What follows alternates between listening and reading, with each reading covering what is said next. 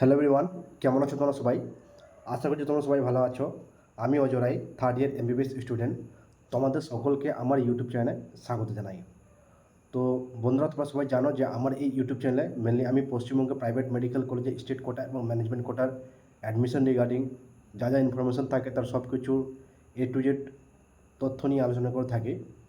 তবে আজকে খুব শর্ট টাইমের জন্য এই ভিডিওটা বানাচ্ছি এবং এই ভিডিওটা তোমাদের সবারই জানা দরকার, যারা এবার কাউন্সেলিংয়ে পার্টিসিপেট করছো এবং যারা বিশেষ করে প্রাইভেট মেডিকেল কলেজে অ্যাডমিশনের জন্য কাউন্সেলিংয়ে পার্টিসিপেট করছো, তাদেরকে এই কয়েকটা ভিডিও এই ভিডিওটা জানাটা খুবই গুরুত্বপূর্ণ।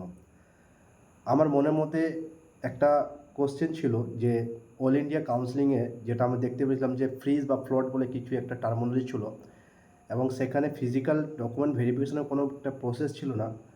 ডাইরেক্ট অ্যাডমিশনের টাইমে কলেজে গিয়ে কিন্তু ডকুমেন্টগুলো ভেরিফিকেশন করা দরকার ছিল এবং সেই নিয়মটা আমাদের পশ্চিমবঙ্গের ক্ষেত্রে প্রযোজ্য হচ্ছে কিনা সেটাই আমার দেখার বিষয় ছিল। কিন্তু দুঃখের বিষয় আমি যেটা দেখতে পেলাম, তো সেরকম কোনো রকম নিয়ম কিন্তু চেঞ্জ হয়নি। আগের যা নিয়মটা ছিল তাই সেক্ষেত্রে নিয়মটা আছে। এবং সবথেকে বড় একটা যারা চেঞ্জেস দেখতে পেলাম, বিশেষ করে যারা প্রাইভেট মেডিকেল কলেজে স্টেট কোটা এবং ম্যানেজমেন্ট কোটায় কাউন্সেলিং করাবে, তো সেখানে ফিস পেমেন্টের একটা সিকিউরিটি ফিজের একটা কথাটা কিন্তু বলেছে এবার পশ্চিমবঙ্গ সরকার। তবে তোমাদেরকে বলে রাখি যে কাউন্সেলিংয়ের নিয়মটা কী কী আছে। দেখো, তোমাদের কাউন্সেলিংয়ের নিয়মটা বলে দিই, তোমরা সবাই জানো যে এস এস মানে যেরকম প্রত্যেক বছর থাকে সেরকমভাবেই কাউন্সেলিংয়ের যেটা নিয়ম হচ্ছে, যে প্রথমে রেজিস্ট্রেশন করতে হয়। ঠিক আছে, তোমাদের অ্যাডমিশনের জন্য বা কাউন্সেলিংয়ের জন্য যা যা ডকুমেন্টগুলো লাগে সব তো তোমাদের আমি অলরেডি পাঠিয়ে দিয়েছি। ওকে, আর এমনিতে খুব শর্ট টাইমের জন্য এসেছি আমি, খুব সময় নেব না এবং আমারও কাছে খুব একটা সময় নেই, বিকজ আমার এখন সামনে ফাইনাল এক্সাম অলরেডি চলছে। তো এই এক্সামের মাথায় তোমাদের সামনে এই ভিডিওটা বানাচ্ছি। তো যে কাউন্সেলিং যেটা নিয়ম আছে, যে প্রথমে অনলাইন রেজিস্ট্রেশন করতে হয়, then online fee payment with or without security deposit money payment is applicable. তোমাদের সামনে আমি অলরেডি আলোচনা করেছি। Then candidate profile letter generation, then physical document verification at college level as per the date and time slot design by the NIC software in the candidate profile letter.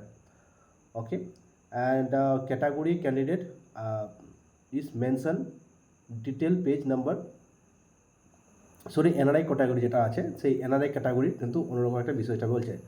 তো অবশ্যই তোমাকে physical document verification করার জন্য registration যখন তোমরা করবে, করার পর তোমাদের অনলাইনে তো পেমেন্ট করতে হবে অবশ্যই। এবং অনলাইন পেমেন্টটা তোমাদের বলে রাখি যে জেনারেলি রেজিস্ট্রেশন ফিজ আছে 2,000 টাকা, যারা জেনারেল ক্যাটাগরি আছো, যারা গভর্নমেন্টের জন্য পার্টিসিপেট করছো। তো জেনারেল ক্যাটাগরির জন্য রেজিস্ট্রেশন ফিজ আছে 2,000 টাকা। ক্যাটাগরি স্টুডেন্ট যারা আছো তাদের ক্ষেত্রে রেজিস্ট্রেশন ফিজ আছে 1500 টাকা। ঠিক আছে, এবং গভর্নমেন্ট এবার যেটা করেছে যে যারা প্রাইভেট মেডিকেল কলেজে স্টেট কোটায় চয়েস ফিলিং করবে তাদের জন্য তাদেরকে 2,00,000 টাকা সিকিউরিটি ফিজ হিসাবে জমা দিতে হবে, তারপরে তারা কিন্তু কাউন্সেলিংয়ে বা চয়েস ফিলিং করতে পারবে। এবং যারা শুধুমাত্র ম্যানেজমেন্ট কোটায় বা দুটো স্টেট কোটা এবং ম্যানেজমেন্ট কোটা দুটোই কিন্তু চয়েস ফিলিং করতে চাইছে, তো তাদেরকে সিকিউরিটি ফি 5,00,000 টাকা কিন্তু পেমেন্ট করতে হবে, তারপরেই কিন্তু তারা চয়েস ফিলিং করতে পারবে, আদারওয়াইজ তারা কিন্তু চয়েস ফিলিং করতে পারবে না। এবং এই নোটিফিকেশানে যখন তোমরা WPMCC ওয়েবসাইটে যাবে এবং সেখানে স্পষ্ট ক্লিয়ারলিভাবে লেখা আছে যে নোটিফিকেশন বলে দিয়েছে যে এই সিকিউরিটি ফিজটা দেওয়ার কারণ, সিকিউরিটি ফিজটা লাগানোর কারণটা হচ্ছে পশ্চিমবঙ্গে দেখছে প্রত্যেক বছর যে প্রত্যেকটা প্রাইভেট মেডিকেল কলেজে এবং বিডিএস কলেজে সেখানে কিন্তু সিট ওয়েস্টেজ চলে যাচ্ছে। যেহেতু স্টুডেন্টরা বা কলেজে কোনো রকম সিট ওয়েস্টেজ না যায়, তাই জন্য কিন্তু তারা এই রেজিস্ট্রেশন ফিজটা রেখেছে। আচ্ছা, কারা কারা রেজিস্ট্রেশন ফিস রিফান্ড পাবে বা সিকিউরিটি ফিস রিফান্ড পাবে সেটাও তোমাদের বলে রাখি। তো ওদের সেটা বলছি সেই জায়গায় বিষয়ে গিয়ে। তো প্রথমে তাহলে আমরা চয়েস ফিলিং করলে সিকিউরিটি মানি ডিপোজিট করে 2,00,000 টাকা এবং 5,00,000 টাকা যারা স্টেট কোটা এবং ম্যানেজমেন্ট কোটার জন্য করছো, করার পর চয়েস লকিং করবে, দেন সিট অ্যালটমেন্ট রেজাল্ট দেবে। ঠিক আছে, এবং merit list according to merit list wise seat allotment result আসবে তোমাদের। দেন যে কলেজে তোমাদের অ্যাডমিশন হবে বা যে কলেজে তোমাদের অ্যালটমেন্ট আসবে, মনে করে যে গভর্নমেন্ট মেডিকেল কলেজে কারো নাম আসছে, যেমন কলকাতা মেডিকেল কলেজ বা কারো মালদা মেডিকেল কলেজ, তাহলে মালদা মেডিকেল কলেজে গিয়ে বাকি যা ডকুমেন্টগুলো আছে ইনক্লুডিং সিট অ্যালটমেন্ট রেজাল্ট নিয়ে তাকে গিয়ে ওখানে যেতে হবে অ্যাডমিশন নিতে। এবং যারা প্রাইভেট মেডিকেল কলেজে অ্যাডমিশন নেবে তার জন্য তাকে সিট অ্যালটমেন্ট রেজাল্ট নিয়ে যে আমাদের কলকাতার যে কোনো একটা মেডিকেল কলেজে বা কয়েকটা মেডিকেল কলেজে প্রত্যেকটা প্রাইভেট মেডিকেল কলেজের লোক আসবে এবং সেখানে গিয়ে অ্যাডমিশন নিতে হবে। এবং এটা মনে রাখতে হবে, তারা WBMCC পুরোপুরি ক্লিয়ারলি স্পষ্টভাবে বলে দিয়েছে যে যখন তোমরা পেমেন্ট করবে তো সেই পেমেন্টের রিসিপ্ট, যখন তোমার রেজিস্ট্রেশন করবে পেমেন্ট করবে, যখন চয়েস লগইন করতে যাবে তার আগে যারা স্টেট কোটা যারা চয়েস লগইন করবে তাদের জন্য 2 লাখ টাকা পেমেন্ট করতে হবে।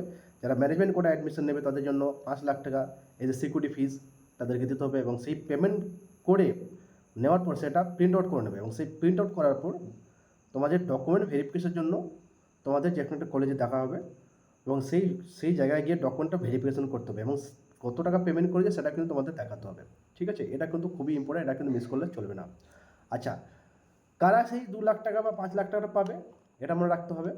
দেখো, জেনারেলি রাউন্ড 1, রাউন্ড 2, রাউন্ড 3 এটা তোমার কি হচ্ছে চলে, বাকি স্টেপ ভ্যাকেন্সি রাউন্ড। এখন তো মোটামুটি দুটো রাউন্ড দিয়ে দুটো রাউন্ডের কথা বলেছে, সরি ফার্স্ট রাউন্ডের নোটিফিকেশন দিয়েছে এবং 13 তারিখ থেকে অলরেডি রেজিস্ট্রেশন শুরু হচ্ছে, আমি সেটা তোমাদের সামনে বলেছি।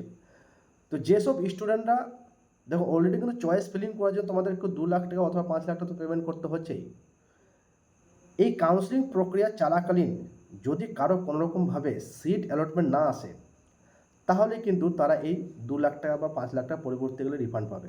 এটা একটা পয়েন্ট।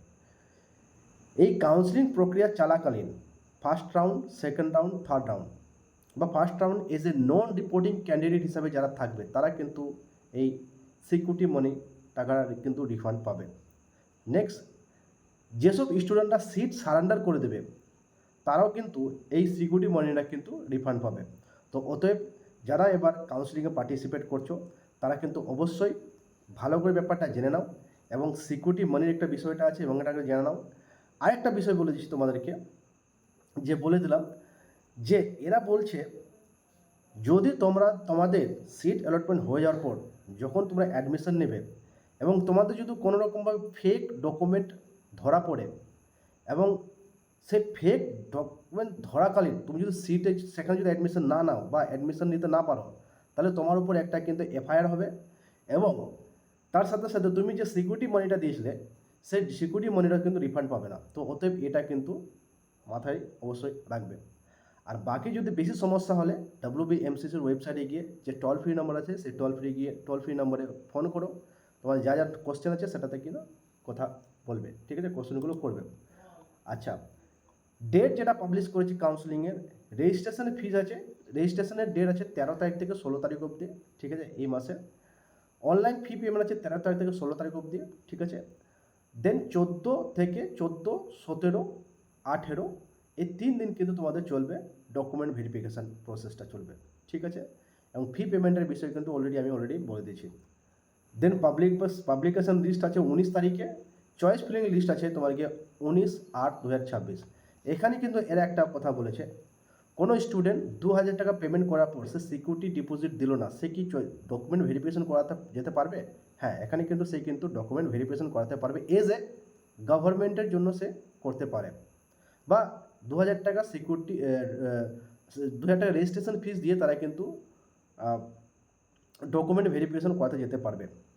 কিন্তু এটা এলিজিবল হবে শুধুমাত্র তারা কিন্তু চয়েস ফিলিংয়ের সময় গভর্নমেন্ট মেডিকেল কলেজটাই কিন্তু চয়েস ফিলিং করতে পারে। কিন্তু প্রাইভেট মেডিকেল কলেজে স্টেট কোটায় বা ম্যানেজমেন্ট কোটায় চয়েস ফিলিং করতে গেলে তাকে আগে সেই 2 লাখ টাকা বা 5 লাখ টাকা যেটা আছে, 2 লাখ টাকা স্টেট কোটা এবং 5 লাখ টাকা ম্যানেজমেন্ট কোটা, এটার জন্য কিন্তু ওদেরকে পেমেন্ট করতে হবে, তারপরে তারা কিন্তু চয়েস ফিলিং করতে হবে। তাও তোমরা কিন্তু একবার WBMCCর ওয়েবসাইটের যে টোল ফ্রি নম্বর আছে সেটা থেকে ফোন করবে, ক্লিয়ার। দেন পাবলিকেশন লিস্ট আছে 25 তারিখে, পাবলিকেশন লিস্ট বের করবে যে কাদের রেজাল্ট কোন কলেজে অ্যালটমেন্ট হচ্ছে। এবং দেন অ্যাডমিশন নিতে হবে 26, 27, 28 এই 3 দিন অ্যাডমিশন হতে হবে কলেজে গিয়ে। গভর্নমেন্ট মেডিকেল কলেজে যারা নর্থ বেঙ্গল মেডিকেল কলেজে যাদের অ্যাডমিশন হচ্ছে বা অ্যালটমেন্ট হচ্ছে তাদের নর্থ বেঙ্গল মেডিকেল কলেজে গিয়ে উইথ অরিজিনাল ডকুমেন্ট নিয়ে অ্যাডমিশন নিতে হবে। যাদের প্রাইভেট মেডিকেল কলেজ অ্যালটমেন্ট হচ্ছে তাদের কলকাতায় এসে কলকাতার কোন একটা মেডিকেল কলেজে ওদের প্রত্যেকটা প্রাইভেট মেডিকেল কলেজের লোক কলকাতার কোনো একটা মেডিকেল কলেজে আসবে এবং সেটা কিন্তু এখনও পাবলিশ করেনি, পরবর্তীতে পাবলিশ করে দেবে এবং সেই কলকাতার মেডিকেল কলেজে গিয়ে কিন্তু প্রাইভেট মেডিকেল কলেজে অ্যাডমিশন হওয়ার জন্য আসতে হবে। ঠিক আছে, নেক্সট বলছে অনলাইন সিট সারেন্ডার করতে পারে 3/9/2026, 3 তারিখে কিন্তু তারা সেপ্টেম্বর মাসে করতে পারবে। ওকে, তো বন্ধুরা এমনি মোটামুটি ভিডিওটা লং হয়েছে, আই হোপ তোমাদের এই ভিডিওটা ভালো লেগেছে, যেহেতু আমার কাছে টাইম সত্যি খুবই কম, যেহেতু আমার এখন ফাইনাল এক্সাম চলছে। ওকে, তো এই সব টাইমের মধ্যেই তোমাদের সাথে এই ভিডিওটা তুলে ধরার চেষ্টা করছি। তো তোমাদের এই ভিডিও যদি ইনফরমেটিভ হয়ে থাকে তাহলে অবশ্যই আমার ভিডিওটাকে লাইক করো, চ্যানেলটাকে সাবস্ক্রাইব করো। Okay, so thank you very much, this is Sujoy signing of.